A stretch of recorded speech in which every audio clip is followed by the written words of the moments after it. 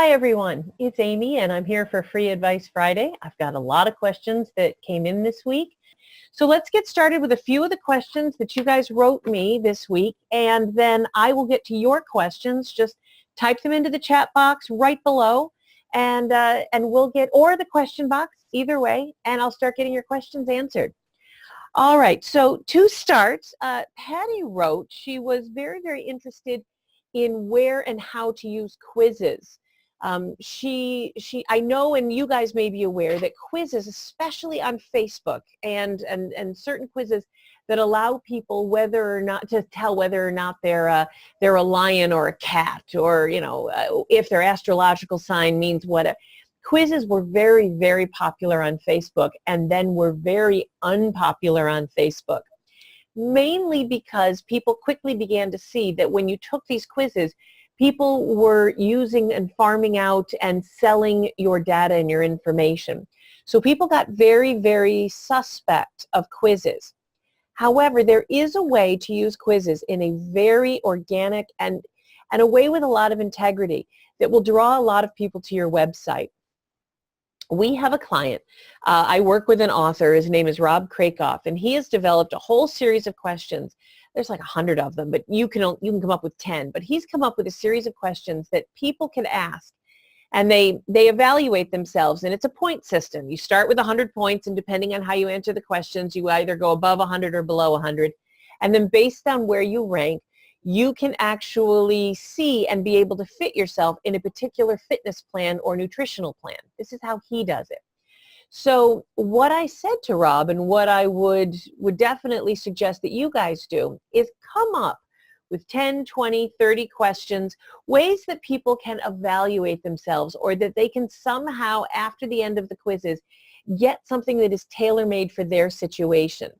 This is not the same thing as running around and trying to get a bunch of drawing a bunch of email addresses and data mining. That's not what we're talking about. We're talking about going on Facebook, going on Twitter, and telling people that you can offer them a specific bit of advice for them. If you are a leadership coach and somebody can answer 20 questions or 21 questions that allow you to see, but just by the way that they rank themselves, you can see that they are really early in their career or that they don't have a lot of experience, then you can offer them some content that is tailor-made for their situation.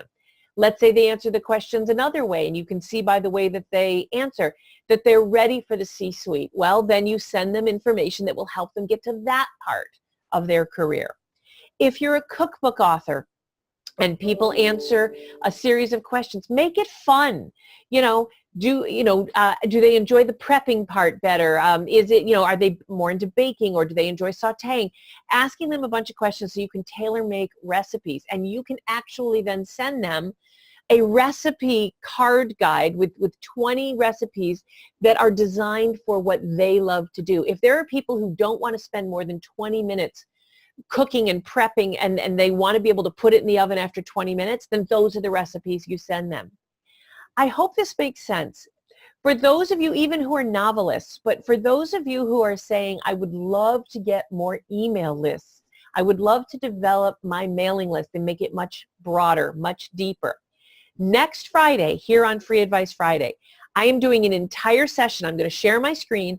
I'm going to do an entire session on MailChimp and how to use MailChimp and mailing lists, and how to build a mailing list, create one on MailChimp, how to create a landing page. I'm going to walk you through the whole thing. I'm going to build a landing page and build an email list right while you watch.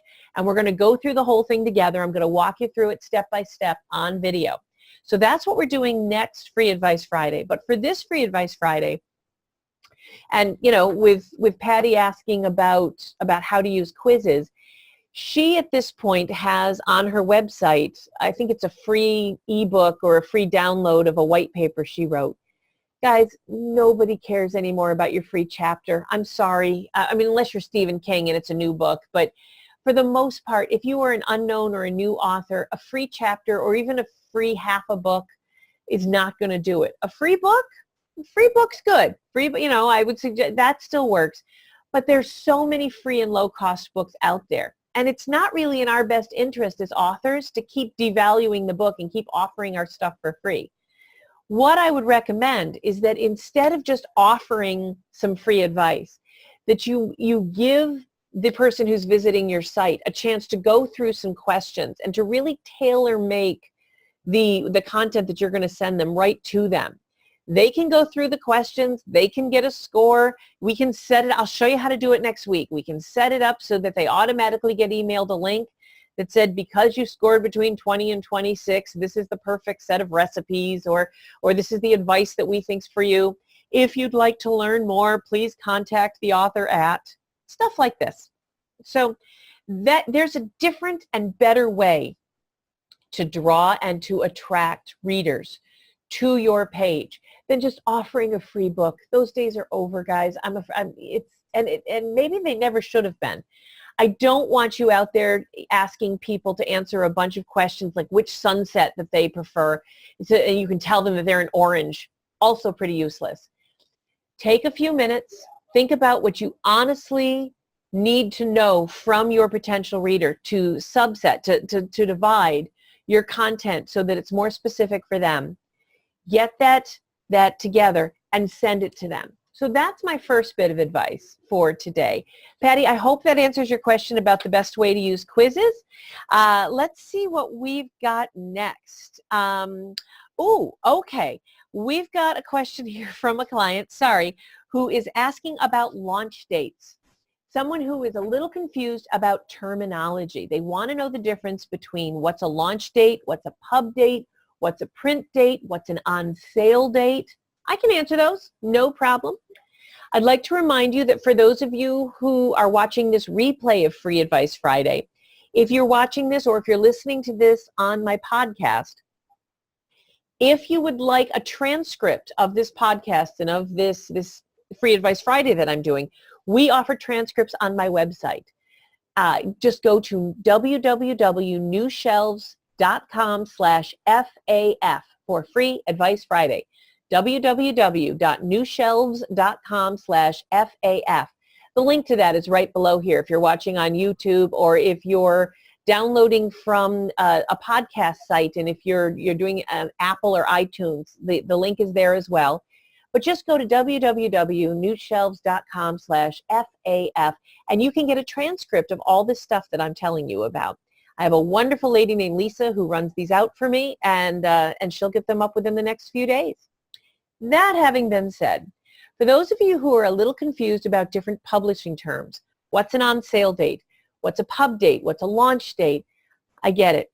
So here, according to our industry, here is an overview of how things work and what those different terms mean. To start, there is the print date. A print date is the date that your book is being printed at the printer. Now, if you're print on demand, it's still the same. You can either print digitally and print a few to start, or you can go offset and print thousands. But what is the date that your book is coming off the printer? That is the print date. So let's say that your print date is March 1st. Your books are coming off the printer and are actually going into boxes at the printer on March 1st. Then there is, at that point, there is the pub date. The pub date is usually 3 or 4 weeks after the print date. A pub date, or a published date, a publishing date, is the date that the book is officially published. So if your book comes off the printer on March 1st, it's going to take a week or two to get those books into boxes, get them into trucks, and get them to the warehouse. Even if you're print on demand, it's going to take a week or two to get the books, to get a couple of them printed, and get them out to the wholesalers or the booksellers that may have pre-ordered them already. So a print date on March 1st, but your pub date is the date that the book is published. You need to give yourself and the distribution channel a couple of weeks. I like to give them a month, but 3 weeks minimum to get the books from the printer into the warehouses, from the printer into the hands of the bookstores and the libraries and the wholesalers that ordered them. So the pub date is 3 to 4 weeks later. I would suggest you make your pub date, I would say April 2nd, because who wants a pub date on April 1st? But I like pub dates on Tuesdays. It's an old-fashioned rule that books come out on Tuesdays. It's not true anymore, but I'm old school. So if your print date is March 1st, you make your pub date April 1st. But then there's the launch date. And the launch date can be your pub date. For many, many people it is. For other people, they announce the launch date based on the day that they're going to do a launch event. Either they're going to do a wide, huge online launch, or they're going to do an in-person launch at a particular high venue, like maybe there's a hotel or a restaurant where you're hosting this huge party. But the launch date is the date that you are launching the media, the publicity, and the marketing. Pub date is the date that the book is available to the entire industry where anyone can reasonably expect to go and buy a copy. Print date is the date that it comes off the printer. It is not reasonable to expect that my mother could buy a copy of your book the day after the print date. Amazon has not had a chance to get the book yet. So announce the pub date a month later, and the launch date, it's up to you. It's up to you and your marketing and your PR team. When do you want to launch this book? Are you launching it on April 1st because it's a humor book and you think that a humor book, that it's perfect to launch the book that day? Great. Go book yourself media. Go do a bunch of blogs. Get them all lined up for the first few days in April. Make that your launch date. But that's the difference then. Then, finally, there is the term on sale date, especially for those of you who are working at Ingram Spark. You may say to yourself, what the heck is an on sale date? I totally get it. On sale dates are a little weird. And the thing about an on sale date is that it is the day, according to the industry, there's an embargo, there's an agreement, either legal agreement or a gentleman's agreement, that no wholesaler, no bookseller, nobody will sell that book before that date. So if you go into Ingram Spark, if you're print on demand, you go into Ingram Spark and you decide that the pub date of your book is April 2nd, that means the on sale date is also April 2nd. Nobody will be allowed, nobody should sell that book to a customer until April 2nd. Most people do not bother with an on sale date for this reason. If your pub date is April 2nd, but the books are at Amazon by March 15th, people are fine with the book going out March 15th, March 16th. Start getting the books out there as early as possible. Maybe you can start getting reviews, start building word of mouth. People, I got my book early, they'll be thrilled. The only time an on sale date really makes sense, truthfully, is when either the on sale date is important because someone like Stephen King or a big name is trying to make things fair for the booksellers. They don't want Barnes & Noble or Amazon, who may get the book a day or two before the local independent, and they certainly don't want a local independent who may get the book a day or two before Walmart. They don't want anyone having an unfair advantage in selling the book early, so they set an on sale date. Another reason for an on sale date is if you're trying to build up sales. We did this for Write and Grow Rich. We built up an on sale date because we had 10,000 orders all waiting, so that when that on sale date hit, all the orders shipped that day, and we got tons of exposure in terms of press. We got on a bunch of bestseller lists like USA Today and Wall Street Journal. That happened because all the sales happened within the same 24 to 48 hour period. Another great reason to do an on sale date. So there are the four terms: the print date, the date the book is printed; the launch date, the day that you're launching the book with media and press, and it's all about marketing; the pub date, which is usually quite often the same day or very similar to the launch date, but that is the date that the book is officially published, where any retailer, any wholesaler, anyone can reasonably expect to have the book and be able to sell it to their customers; and the on sale date. That is a date that people are not allowed to sell the book until that date hits. You either do it because you don't want any particular part of the industry to have an unfair advantage. You also do it to build up pre-order sales so that when you hit and those sales start popping out, you may at that point really have a wonderful chance at some bestseller lists. So we've got some comments here and some questions. Oh, hi guys, I see some of you on Facebook saying hello. Julie, it's good to see you. Zane and hi everyone. It's great to see you. If you have any questions, feel free to type them in right here on Facebook, or if you're watching live from my webinar, I host all my webinars on Zoom. If you would like to be invited to participate live on these webinars, all you have to do is just email me at amy@newshelves.com. Amy, A-M-Y, @newshelves.com, and I will happily add you. I will send you an invitation where you can sign up for these webinars. You can ask me questions live. I tend to do them on the fly. I do them every Friday from noon to 1. And Free Advice Friday has become a place where people, when they ask me questions throughout the week, it gives me an opportunity to answer the questions for everyone. So while you guys are thinking of your questions, I'm going to get back to the questions that were emailed to me this week. It's wonderful seeing you all here, and I'm so grateful. All right. I have a couple of questions about Kindle Unlimited and Kindle Select. There's some confusion about what Kindle Select, KDP, Kindle Unlimited. I want to take a minute and explain the differences, because all of these companies and these services sound very similar. So for those of you who have been asking me about what Kindle Select is versus Kindle Unlimited, or confusing the two, and now that Amazon's print-on-demand company is called Kindle Direct Publishing, there's quite a bit of confusion. So let's go through this. CreateSpace, which was the Amazon.com self-publishing arm, closed down at the end of last year. And in its place, it was replaced with Kindle Direct Publishing. The short term is KDP. That's what they're calling it.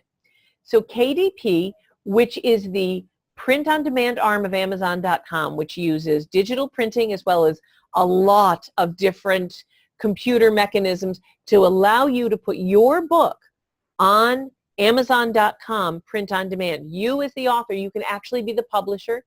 You can upload your book through KDP and get it on Amazon. KDP, Kindle Direct Publishing, that is the name of the print-on-demand arm of Amazon.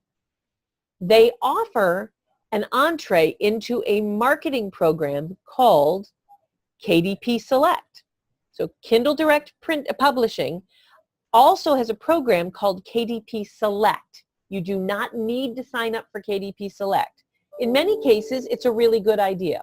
KDP Select is a 90-day program where you agree that for 90 days, you will make your ebook available exclusively through the Kindle program. You will not make it available anywhere else. It cannot go up on Nook or Kobo. It's KDP or bust. That's it. Kindle only. So a number of people sign up for KDP Select, not realizing that it's ebook only. That's just your ebook. You can still make your print book available anywhere you want. You are agreeing to make your ebook available exclusively for 90 days. They may not realize it's only for 90 days, and that you can go in at any point and say, I do not, after the 90 days is up, I do not want to repeat or keep going with KDP Select. If you do not make that choice, KDP Select will automatically renew you for another 90 days, and you have agreed by signing up for them initially, you have agreed to let them re-up you every 90 days unless you go in and tell them you don't want to do it. So if you decide to do KDP Select, and I'll tell you why you might want to in a minute, you need to make sure that you set on your calendar when you're going to decide if you want to keep going or not. Some of the reasons to do KDP Select are as follows. It's super easy to get into and sign up for Kindle Unlimited. I'll talk about Kindle Unlimited in a second and what that is. You are given a great many more marketing tools, including low-cost days at a higher royalty rate. You get paid more when your book dips down to 99 cents. You get the opportunity to offer your book for free for a few days. There's all sorts of tags and marketing discounts that you can then offer if you're with KDP Select that you can't if you say to Kindle, you know what, I'm going to offer my ebook everywhere. I'm going to offer it on Amazon as a Kindle, but I'm also going to offer it on Nook and Kobo and all these other places. Thank you very much, but no. So if you decide to offer it everywhere, you do not have the opportunity to lower your book to 99 cents and get the higher royalty. You don't have the opportunity through Amazon to offer your book for free. Yes, there are workarounds and tricks, I know. For those of you who know the tricks, we'll talk about that another week. But forgetting the tricks, it's a 90-day program that, especially if you're a fiction writer, I think is a good idea for 90 days. I do not think it's a good idea long term. Get in there, let Amazon give you all the juice and the love. Show, make your ebook available to them for 90 days. But when the 90 days is up, I would not renew. I want your book in Overdrive, which is the library wholesaler. I want your book on Kobo, which is the second largest ebook retailer in the world. Especially if you're interested in overseas and foreign rights and foreign sales, Kobo. I want you on Nook. Barnes & Noble, you want to be in Barnes & Noble in your local bookstore? How do you think Barnes & Noble will feel if you approach them and you want to be in their local bookstore and they see that your book's available exclusively as an ebook on Amazon? They're not going to like that. They're going to be kind of annoyed. So if you decide to do KDP Select, you really need to hold off on pitching to bookstores and libraries until that 90 days is up. You do not want a bookstore to see that your ebook is only available on Amazon and nowhere else. That's a little insulting because Amazon's their biggest competitor.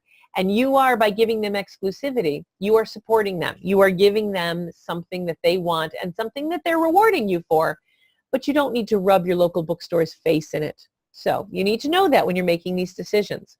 So there's KDP, the Kindle Direct Publishing Platform, KDP Select, the marketing opportunity that you sign up for 90 days to offer your ebook only, exclusive, and they give you all sorts of lovely things. If you're curious what they're offering, just go to kdpselect. No, it's kdp.amazon.com and then click on KDP Select and they will list for you all the different things that they offer. But Kindle Unlimited is not exclusively just offered if you're with KDP Select.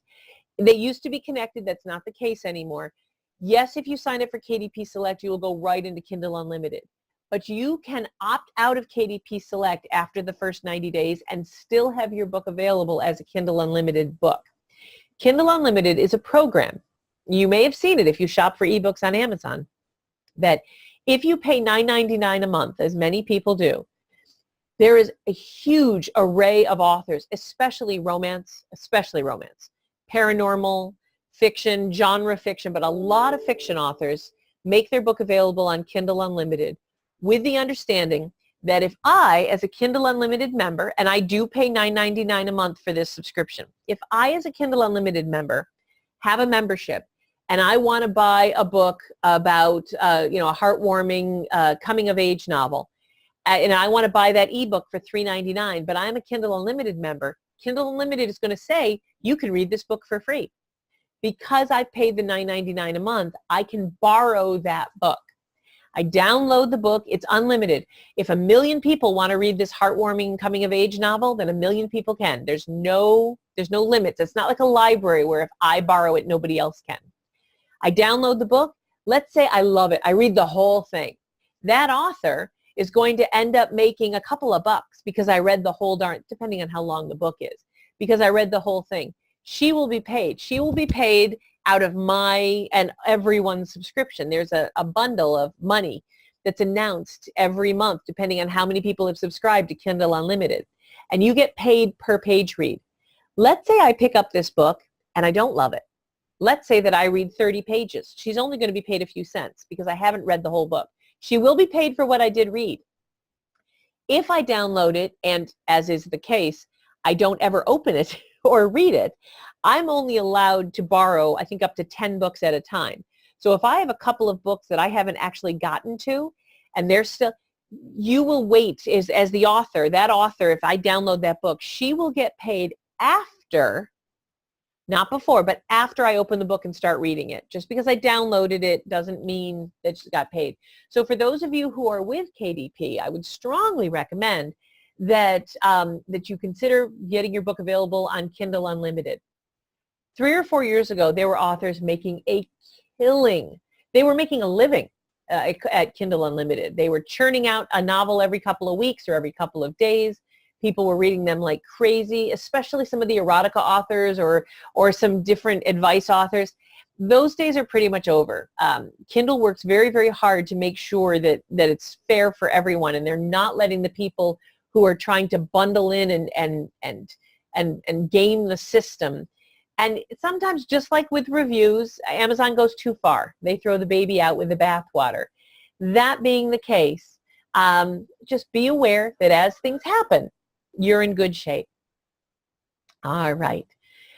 Do we have, I see a couple more people have joined us in the Q&A live. If anyone has any questions and they would like to chat, or if they have anything that at all that I can help them with, I would love to be of help. I'm just answering questions if they have right now. Anything at all that I can help them with. So we're going through, we're doing this via Facebook Live. We're doing this on Zoom. It is Free Advice Friday, and it is 12:27. I can't believe that the time has flown by so quickly. We are here every Friday at noon. It is a half-an-hour talk show where you guys can ask me anything you want. You can ask me any questions that come to you. Please email me during the week. I'm amy@newshelves.com. Amy, A-M-Y, @newshelves.com. Send me questions throughout the week. I'm happy to answer them here. And for those of you who have caught up with me on Facebook, for those of you who are watching a replay on YouTube, just go to newshelves.com/FAF, Free Advice Friday, because by the Monday after Free Advice Friday, I've got this webcast up as a transcript, as a video, and it's available as a podcast on Apple and everywhere else that you guys grab your podcasts. It was wonderful seeing you this week, and I am so grateful to everyone who supports me and who follows me here at New Shelves and Free Advice Friday, and I will see you next week where we're going to be talking about MailChimp, mailing lists, and how specifically I'm going to walk you step by step how to get your email and your web page set up for a landing page. Bye, guys.